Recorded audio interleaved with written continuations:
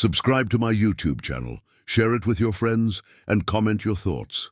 It happened so fast, it felt like a blur. One minute Michael was standing in line at the bank, idly checking his phone, and the next, his heart was racing, a cold sweat forming on his brow. He didn't even notice her at first, just a soft rustling of fabric and a faint sniffle. But then the sound of the woman's breath catching in her throat made him look up. She stood there at the counter, clutching a crumpled envelope in her hands like it was the only thing keeping her from falling apart. The woman, thin, pale, maybe in her late 40s, looked as though she hadn't slept in days. Her eyes darted back and forth, scanning the faces around her before she froze and locked eyes with the teller, her fingers trembling as she reached to slide the envelope forward. Michael's attention snapped back to her. He didn't know why, but there was something about her, something in her demeanor that made his heart race, though he didn't understand why. The air felt charged, thick with tension. The young woman at the counter, her pale face framed by golden locks, gave a quick, disinterested smile as she took the envelope, her perfectly manicured nails clicking against the counter. The lack of empathy in the teller's eyes made Michael feel sick. He could feel her eyes on the widow, but the teller didn't even seem to notice the desperation in her stance. "How can I help you today?" the teller asked, her voice flat and rehearsed. She spoke as if it was just another transaction in a long string of mundane events. But the woman in front of her was shaking, visibly distraught. Michael's gut twisted as he took a step forward, his feet moving of their own accord. Something wasn't right here. His instincts screamed at him to do something. Anything. Before he even realized what he was doing, he opened his mouth. "Excuse me," he said, his voice softer than he meant it to be. "Can I help you with something?"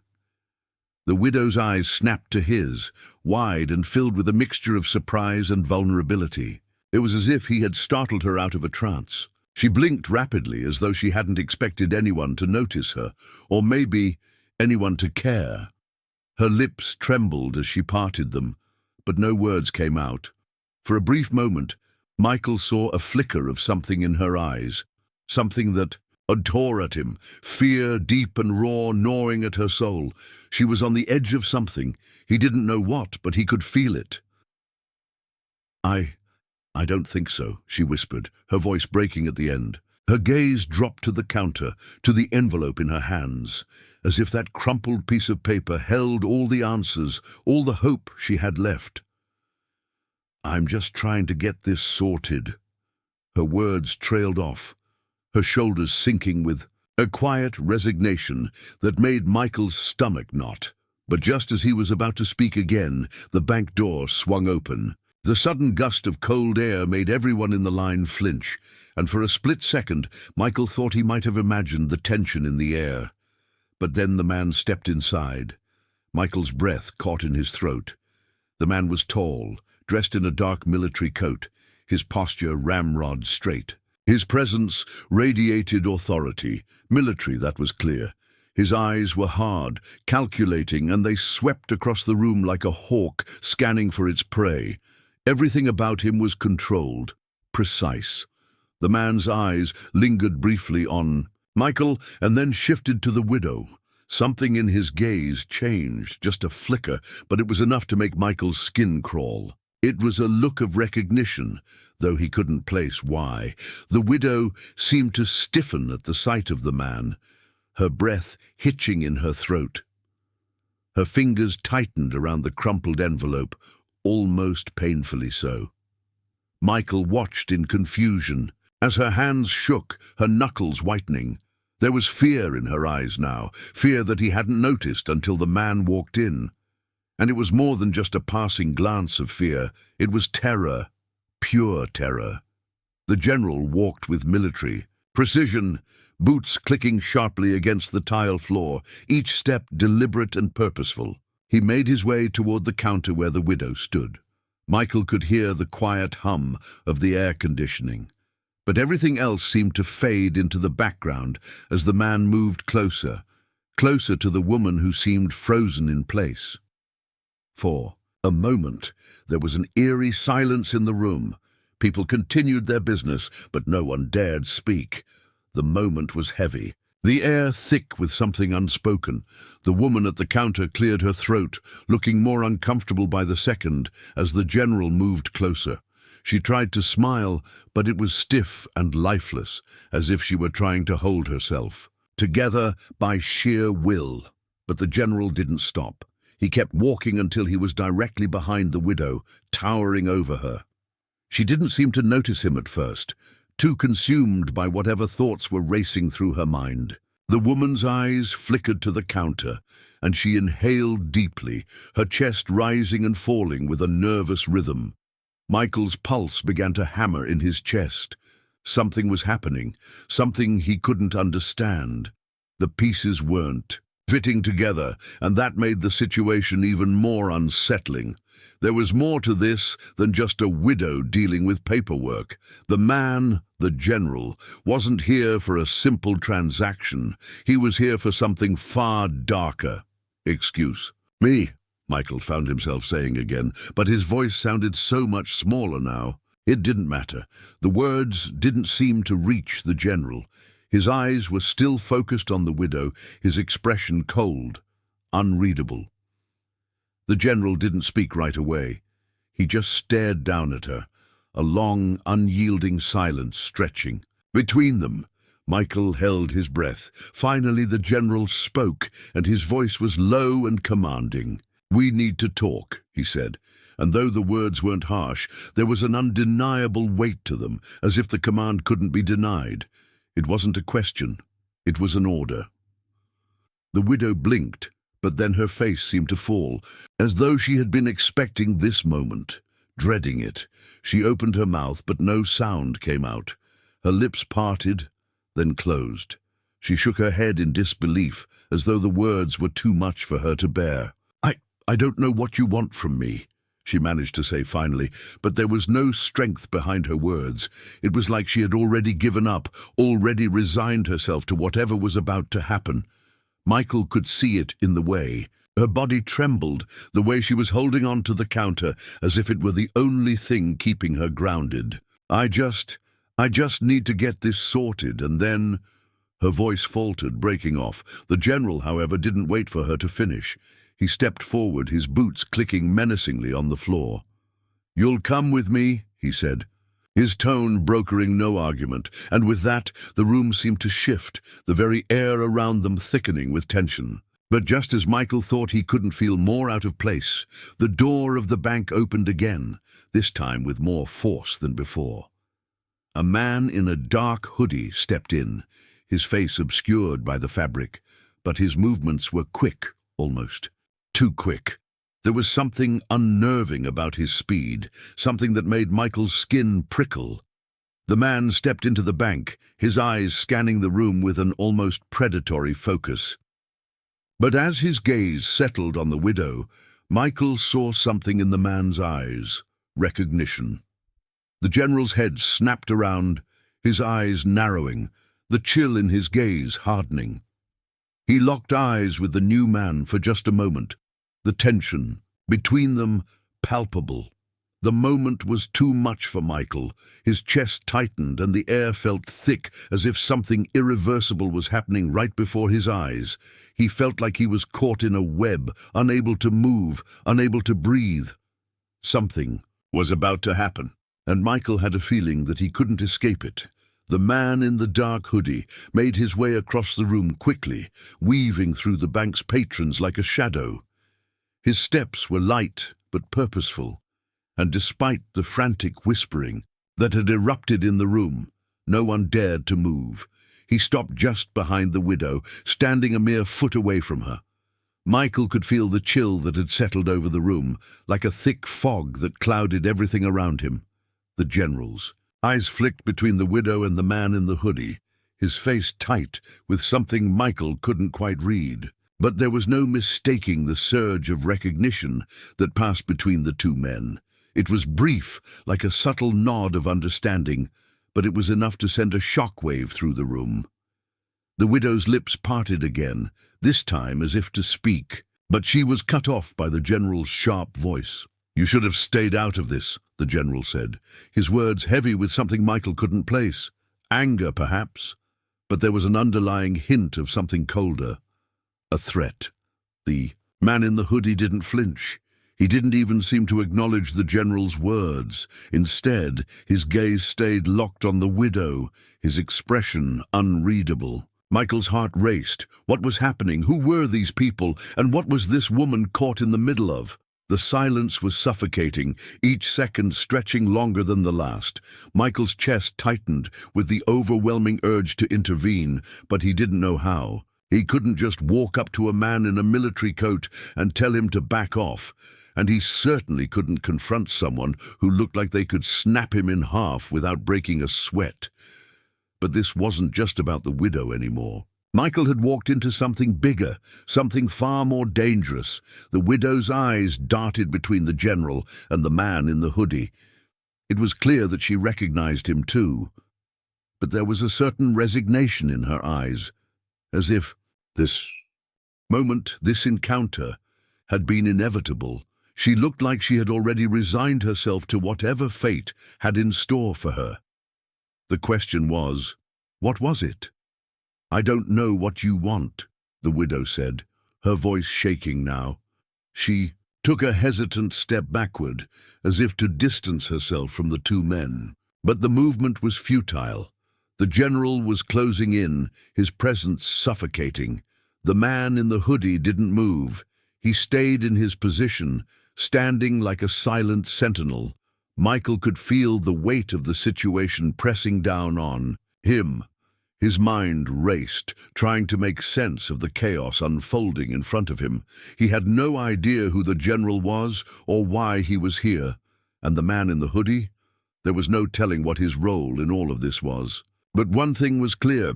This woman was caught in the middle of something that had nothing to do with a simple bank transaction. She wasn't just any widow. There was something far more complicated happening here. Michael's instincts screamed at him to leave, to walk away, and pretend he hadn't seen any of this. But he couldn't. He couldn't tear his eyes away. It was like a magnet pulling him in, a force he couldn't resist. He was already in too deep.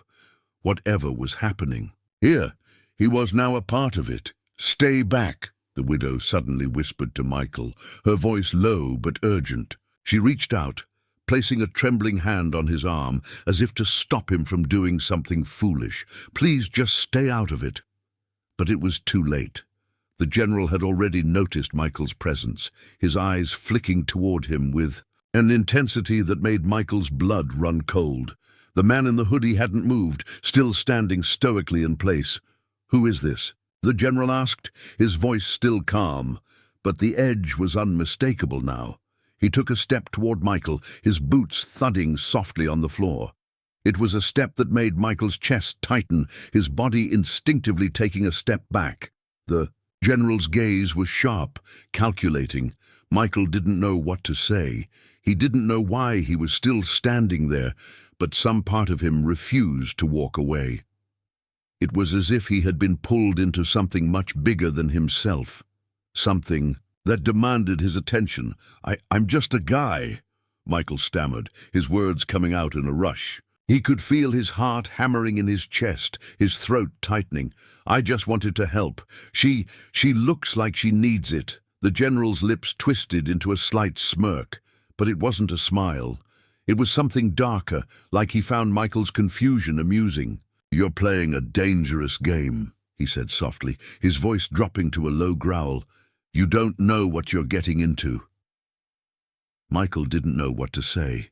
He couldn't make sense of the situation, but the fear that was building inside him told him that whatever was happening here, it wasn't going to end well.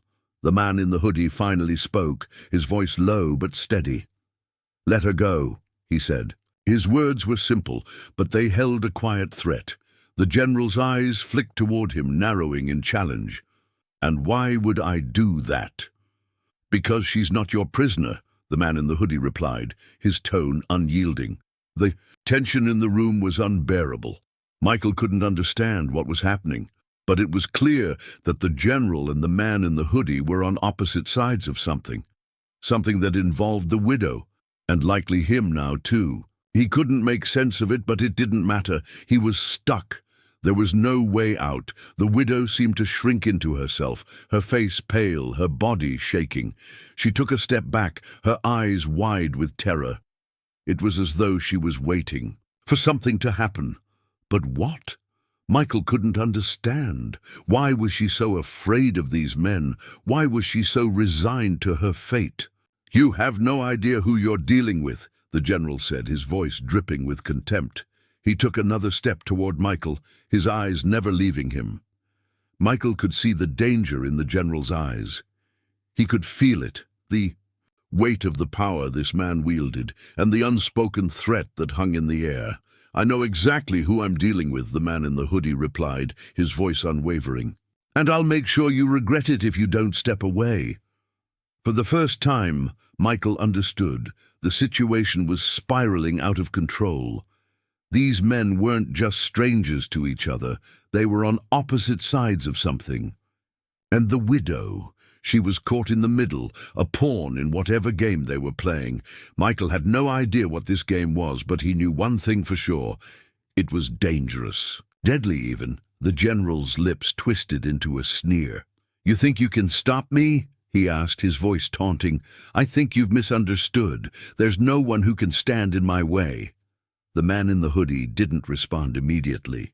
He didn't have to. His silence spoke volumes. Michael's mind raced, trying to process everything. The general, the man in the hoodie, the widow, they were all pieces of some larger puzzle, and he had just stumbled into the middle of it. He wasn't sure how or why he had ended up here, but he couldn't shake the feeling that his involvement wasn't a coincidence. Something bigger was at play, and now he was a part of it. The general stepped forward again, his movements slow and deliberate. He was closing in on the widow, and Michael couldn't stand by any longer. He had to do something. Anything. "Stop," Michael said, his voice suddenly firm. He didn't care if he was outmatched. He didn't care if he had no idea what was going on. He couldn't just let these men do whatever they wanted to her. "Leave her alone." The general stopped in his tracks, eyes narrowing dangerously. "I don't think you understand," he said, his voice dangerously low. "You're in way over your head." And that's when everything changed.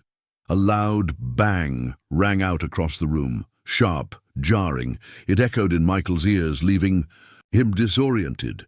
The general's expression froze for just a moment, his gaze flicking toward the door. The sound of a distant siren began to wail in the distance, growing louder with each passing second. Something had shifted, something unexpected. "Get down!" the man in the hoodie shouted, pushing Michael toward the ground with surprising strength. Everything happened in a blur. Michael's world spun as the floor beneath him shook. The general was looking toward the exit now, his face suddenly pale. The widow was gone, disappeared from the counter in the blink of an eye. But Michael didn't know where she had gone. He didn't know if he had just missed his chance to help. The man in the hoodie grabbed Michael's arm, pulling him toward the back exit of the bank. "You're coming with me," he said, urgency lacing his voice.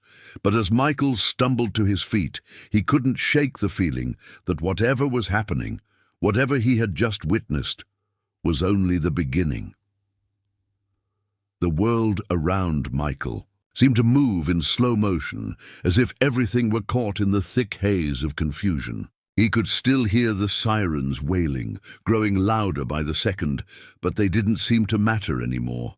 All he could focus on was the force with which the man in the hoodie pulled him toward the back exit of the bank, his grip unyielding, urgent.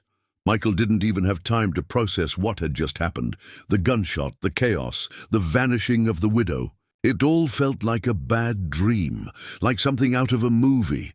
But it wasn't a movie. This was real. He was part of this, and now he couldn't back out. His chest tightened with a rising panic as they reached the back door. The man in the hoodie glanced over his shoulder briefly, his eyes scanning the room, checking for any signs of immediate danger. The tension in his expression was palpable, and Michael's stomach twisted in knots. This man, whoever he was, knew what was going on. But Michael was just a bystander, an innocent person who had stumbled into something he didn't understand. "Come on," the man muttered, shoving the door open and pulling Michael into the dimly lit alley behind the bank. The cold air hit Michael's face like a slap, and he took a deep breath, trying to steady himself. His legs felt shaky, as if the adrenaline coursing through him had left him unsteady, but there was no time to process it. The man in the hoodie was already moving swiftly, his long strides eating up the distance between them. Michael didn't have much of a choice but to follow. "Who are you?" Michael asked, his voice shaking from a mixture of fear and confusion. "What's happening? What was that in the bank, and where's the woman? What's going on?" The man in the hoodie didn't stop. He didn't even glance back at Michael. "I'll explain everything later. Just keep moving." Michael's pulse raced, but the urgency in the man's voice made him realize that whatever was happening, it was far more dangerous than he had initially thought. This wasn't just a random encounter. This was something planned, something set in motion long before Michael had entered the bank. He was caught in the middle of something, and he didn't even know how deep it went. They reached a small, nondescript car parked at the end of the alley. The man in the hoodie opened the door and pushed Michael inside without a word. The car's interior was cold, the leather seats creaking as Michael slid into place. The man quickly got in beside him, slamming the door shut with a force that made Michael jump. "Buckle up," the man said, starting the engine with a roar that echoed through the alley. Michael didn't question it. He was too disoriented to think straight, too rattled by everything that had happened. But one thing was clear: his life had just taken a turn he couldn't have anticipated. The widow, the general, the man in the hoodie. None of it made sense. But Michael knew he was now part of whatever this was, and there was no turning back. The car shot out of the alley, weaving through the city streets at breakneck speed. Michael's heart pounded in his chest, his breath shallow. "Where are we going?" he asked, trying to steady his voice. The man glanced at him briefly, his expression unreadable. "Not far, just stay quiet." Michael nodded, unsure of what to say. The man in the hoodie seemed to know what he was doing, but that didn't make Michael feel any safer. If anything, it made him more nervous. This wasn't just a random act of violence or a robbery gone wrong. This was something carefully orchestrated, and Michael had unwittingly walked right into the heart of it. As the car sped through the streets, Michael couldn't stop thinking about the widow. What had happened to her? Was she okay? Had the general found her? He remembered the look in her eyes, the terror, the helplessness. She hadn't been able to escape whatever was coming for her. And now Michael was tangled up in it. He opened his mouth to ask the man in the hoodie more questions, but something in the man's demeanor told him it wasn't the right time. The man was focused, his eyes scanning the road ahead, his hands gripping the steering wheel with tight intensity. It was then that Michael noticed something. In the rearview mirror, just behind them, there were flashing lights, a police car trailing them from a distance. His stomach dropped. The man in the hoodie's eyes flicked to the mirror, and for the first time Michael saw a flicker of emotion cross his face. Fear. Not fear of Michael, but of something far bigger. The man's jaw clenched, and he slammed his foot down harder on the gas. The car lurched forward, and Michael's heart skipped a beat as they swerved around a corner at a dangerous angle. The police car followed, but the man didn't seem concerned. He was in control. He knew exactly how to lose them. The chase continued, winding through narrow streets and alleys, as the man in the hoodie expertly maneuvered the car through the maze of the city. The police were close, but not close enough to catch them. Every turn, every shift in direction was calculated. The man was leading them into a carefully planned escape route, and Michael couldn't help but wonder how many times he had done this before.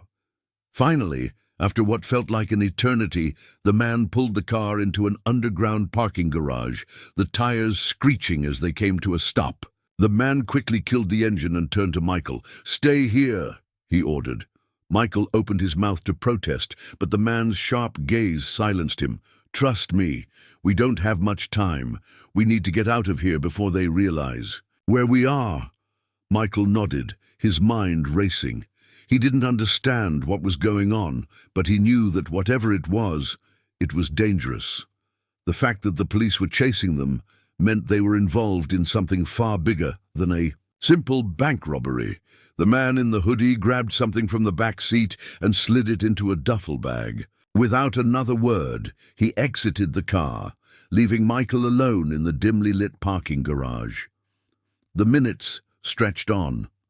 Michael could hear the faint sound of footsteps echoing from the far side of the garage, followed by the distant sound of a door opening and closing. His eyes darted around, trying to find any clue that would explain what was happening. But all he saw were concrete walls, empty spaces, and the flickering fluorescent lights above. It felt like he was trapped in a maze, a cage with no way out. He reached for his phone, but it was dead, battery drained during the chaos earlier. Of course it was. He had no way of reaching out to anyone for help. He was stuck. The man returned. A few minutes later, carrying the duffel bag and a small black case. His face was set in determination, but there was a hint of something else in his eyes, something that resembled regret. "I'm sorry you got caught up in this," he said, quietly as he opened the car door. "I didn't want you involved, but you've already seen too much." Michael stared at him, still reeling from everything. "Who are you? What's going on? What was the deal with the bank? The general? What's happening with the widow?" Man hesitated, looking over his shoulder to make sure no one was watching. "You're asking too many questions," he said, a hint of frustration in his voice. "But you deserve an answer. I'll give you one, but it's going to have to wait. We need to move now," Michael wanted to argue, to demand more answers, but something in the man's tone told him that time was running out. The police weren't far behind, and if they stayed in one place too long, things would get much worse. The man grabbed Michael by the arm and led him into the building, past rows of parked cars and down a narrow hallway. Michael didn't know where they were going, but he had no choice but to follow. Finally, they arrived at a door at the end of the hallway. The man knocked twice, a sharp, quick rap. A moment later, the door swung open, revealing a man sitting behind a desk, his face hidden in shadow. The man in the hoodie didn't speak. Instead, he handed over the duffel bag. The man behind the desk nodded silently, taking the bag and placing it on the table. He didn't acknowledge Michael, but the air in the room thickened, and Michael could feel the weight of whatever was happening here bearing down on him. The man in the hoodie turned to Michael. "This is where we part ways," he said. "You'll get the answers you're looking for, but not from me, from him." Michael stared at the man, the confusion still written all over his face. What are you talking about?" But the man in the hoodie didn't answer. Instead, he turned and walked out, leaving Michael alone in the room. The door slammed shut behind the man in the hoodie, leaving Michael alone in the dimly lit room. The shadows in the corners seemed to grow, curling around him, making the air feel thick and oppressive. His heart pounded in his chest as he stood there, staring at the man sitting behind the desk. This was the moment he had been waiting for, the answers he had been desperate for. But somehow, now that he was here, he didn't feel ready. The man behind the desk didn't speak right away. Instead, he slowly looked Michael up and down, his gaze cold and assessing. The silence stretched on, making Michael feel like he was standing in a room full of unspoken truths. He had no idea who this man was, but he was somehow connected to everything that had happened in the past few hours. The gunshot at the bank, the mysterious widow, the chase through the city. Everything led to this moment. Finally, the man spoke. his voice deep and steady. "You want answers," he said. "I can give you answers, but they won't be the answers you expect." Michael swallowed, trying to steady his breath. "I don't care what kind of answers they are. I just need to know what the hell is going on. Who was that general? Why did he want the widow? And why am I involved in this?" The man behind the desk leaned back in his chair, folding his arms across his chest. His face was expressionless, but his eyes held something sharp and calculating. "The general," he said slowly, "is someone who doesn't understand the consequences of his actions. And the widow, she's far more than just a casualty in this. She's a key player in something much bigger than you realize." Michael felt a chill run down his spine. He wasn't ready for this, but he needed to know. He needed to understand why his life had been turned upside down in the blink of an eye. The man in the chair didn't wait for Michael to ask more questions. He just continued, as if he were explaining a story that Michael wasn't sure he wanted to hear. "The widow," the man said, "her name is Laura. She's not just some woman who lost her husband in a war. Her husband was part of something that the general is desperate to control. Your involvement in this, Michael, is no accident." Michael's chest tightened at the mention of his name. "No accident," he repeated, his voice barely a whisper. "What do you mean?" The man behind the desk leaned forward, his hands coming together in front of him. "Laura's husband was a high-ranking military officer, a man who had access to sensitive information, the kind of information that could change everything for those who want to use it for their own gain.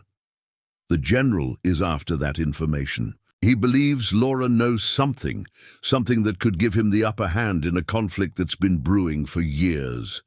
Michael's mind was reeling. He had never signed up for any of this.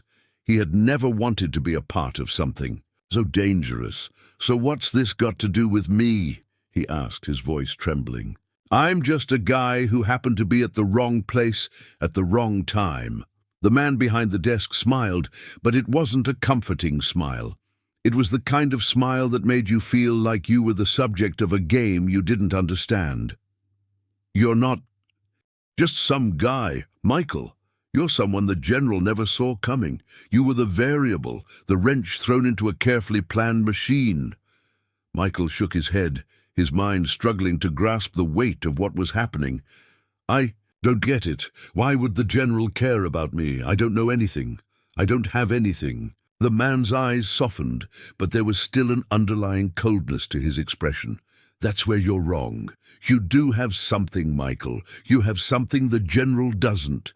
Something he would never expect to come from. A man like you." Michael felt his stomach drop. "What are you talking about?" he asked, his voice low. "What could I possibly have that's worth anything to anyone?" The man behind the desk stood up, his movements slow and deliberate. He walked around the desk and stopped in front of Michael, staring down at him with an intensity that made Michael's skin prickle. "You were the one who stood up for Laura in the bank. You didn't know her, you didn't have to help her, but you did. And that, Michael, is what the general couldn't anticipate. That's what makes you dangerous." Michael's pulse quickened as he processed the man's words. "I don't understand," he whispered. "How does that make me dangerous?" The man reached into his jacket pocket and pulled out a small, unmarked envelope. He slid it across the desk toward Michael, his gaze never leaving him. "Because you've just become part of something bigger than you ever imagined. Something that the general can't control. Laura knows more than she's letting on, and now you're caught in the middle of it." Michael hesitated, staring at the envelope. It felt like the weight of the world was in that small, simple package, but he had to know what was inside. He reached forward, his hand shaking as he opened it, pulling out a piece of paper that was folded neatly inside. The words on the paper were brief, but they were enough to make Michael's heart skip a beat. "We know you're close. If you want to survive, meet us at the old warehouse, midnight. Don't trust anyone, not even the man who brought you here." Michael's eyes widened as he read the note. He felt the air in the room shift, the temperature dropping as the weight of the situation hit him all at once. He looked up at the man behind the desk, his voice barely audible. "What does this mean? Who wrote this?" The man didn't answer immediately. Instead, he just stood there, watching Michael with a calculating gaze. "It means the stakes have just been raised, Michael. Whoever wrote that is one of the people Laura trusts, and now you're caught in a game between forces far more powerful than you or I." Michael's head was spinning. He had never asked for any of this. He had never wanted to be a part of some covert operation or secret war. But now it seemed there was no escaping it. "So what do I do now?" Michael asked, his voice raw with the uncertainty he felt. The man behind the desk didn't hesitate. "You go to the warehouse, you meet them, and you listen. But remember what I told you, Michael. You don't trust anyone, not even me." Michael's mind raced, but he knew there was no turning back. The moment he had stepped into that bank, his life had been changed forever. Now he had to make a choice. He could walk away and hope to forget everything. Hope to go back to his normal life, to forget the fear and uncertainty that had taken over him. Or he could step forward, take the risk, and uncover the truth behind everything that had happened. The choice seemed obvious. "I'll go," Michael said, his voice steady despite the storm raging in his chest. The man nodded, the faintest trace of approval flickering across his face. "Good. But remember, Michael, the closer you get to the truth, the more dangerous things will become. Be careful who you trust, and most importantly, be prepared for anything." As Michael turned to leave the room, the weight of the note in his hand seemed to grow heavier. He didn't know what would happen next. He didn't know what kind of danger he was walking into. But he knew one thing for sure: there was no turning back. And as he stepped out of the door, the world outside seemed darker, more uncertain. But there was no other choice. He had to see this through, with the man behind the desk.